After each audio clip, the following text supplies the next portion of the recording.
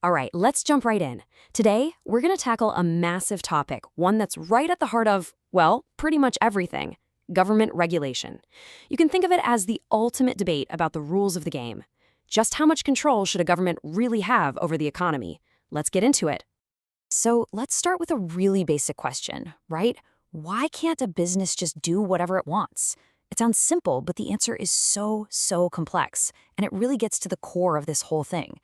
On one hand, you've got this idea of total freedom, but on the other, you have the need for rules, for protections. And that tension, well, that's exactly what we're going to unpack. Now, when you and I hear the word regulation, our minds immediately jump to government laws, right? But here's the thing, and this is what our source material points out. The actual definition is way broader.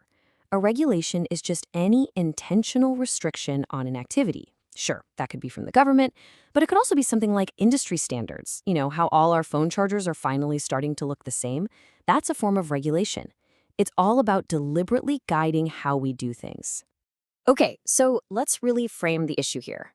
At its heart, this whole conversation is a balancing act.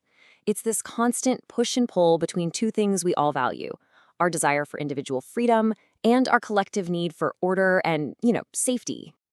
And that brings us to the main event, the great economic debate. And believe me, this isn't just some dusty academic argument. No way. This is a battle of worldviews that has literally shaped wars, decided elections, and affects how you live your life every single day. So the whole debate really boils down to two big opposing camps. On one side, you've got the market knows best crowd. They believe that if you just leave the market alone, everyone acting in their own self-interest will kind of magically result in the best thing for everybody. But on the other side, you have the market needs a guide view. This camp says, whoa, hold on. They argue that markets are powerful, for sure, but they have major blind spots, things like monopolies, pollution, huge gaps between the rich and poor, if you just let them run wild. You've probably heard of this guy, Adam Smith, right? He's the poster child for the market knows best idea. He came up with this famous concept of the invisible hand. The thinking is that the market itself, just through supply, demand, and competition, is the best regulator you could ever ask for. No government committee could ever hope to do a better job. But then, bam! The Great Depression hits, and that whole idea gets a serious reality check. An economist named John Maynard Keynes came along and basically said that sometimes that invisible hand gets a little shaky. He argued that market failures, we're talking about things like massive unemployment or environmental disasters, can be really bad. And in those moments, the government has to step in to stabilize things and protect people. The goal isn't to replace the market, but to guide it back on track when it goes off the rails.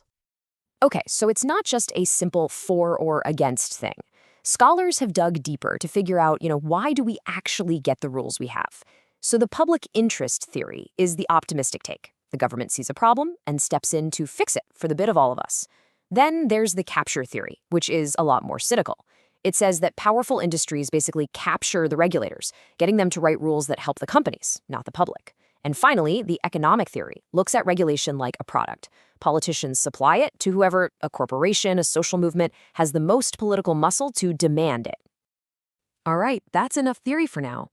What does any of this look like in the real world? Let's see what happens when these big ideas crash into reality by looking at the incredible journey of one particular country. And wow, does Ethiopia's story show you that pendulum in action?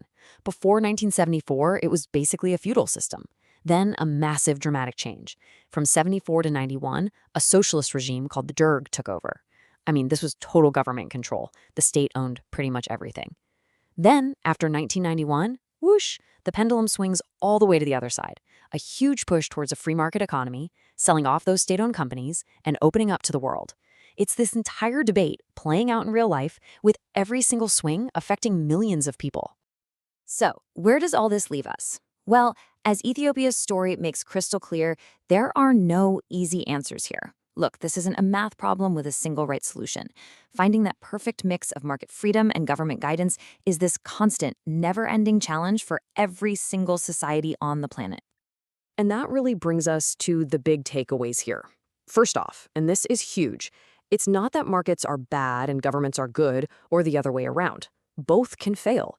A market can create terrible inequality, and a government can create crushing inefficiency. There's no magic bullet, no one-size-fits-all solution. What works for one country might be a disaster for another. That right mix is always changing, and it takes constant negotiation and reform. So, as we wrap this up, I want to leave you with this question to chew on. In a world that's wrestling with huge things like climate change, artificial intelligence, and global health crises, what is the right regulatory recipe for our future? What's the right balance we need to strike to build the kind of world we actually want to live in? Thanks for tuning in.